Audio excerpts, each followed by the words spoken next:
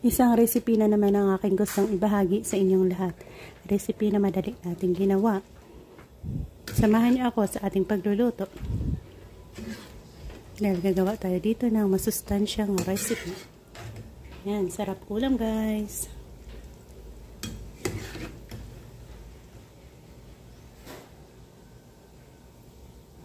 Yan, magsa-start tayo sa paghugas ng ating buto-buto. Meron na tayo diyang kumukulong tubig. Hugasan natin yan. Konting minuto lang ang paghuhugas natin. Hanggang sa makuha natin ang mga malansang amoy or whatsoever.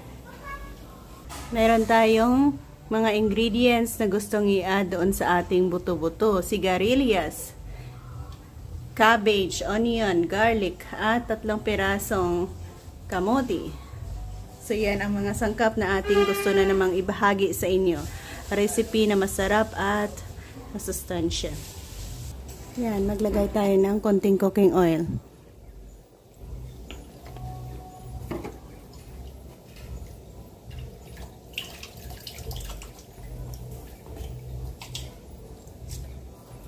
So, mayroon tayo ditong aswiti.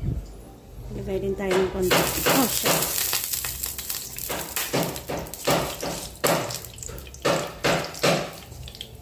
Yan, konting gisa lang. Tanggalin natin ang mga seeds.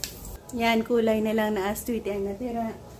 I-add natin dyan ang ating buto-buto na nahugasan. Onion at garlic.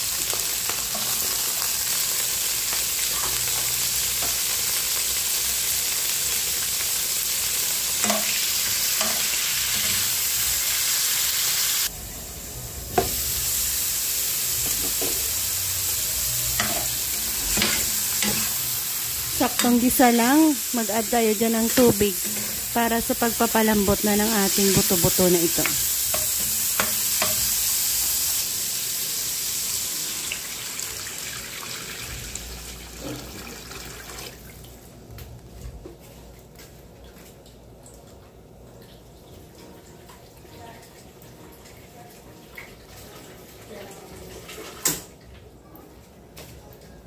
Yan, sapat tubig.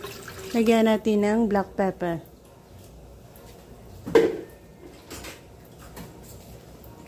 Yan, pamintang buo. Yan, hayaan kumulo.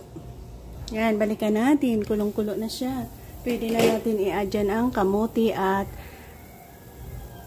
cabbage.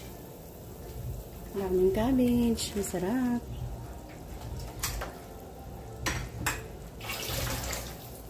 At kamote.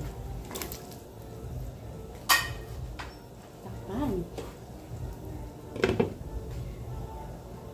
So yan guys, pwede na natin i-add ang asin.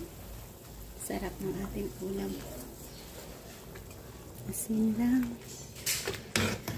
Sapat na.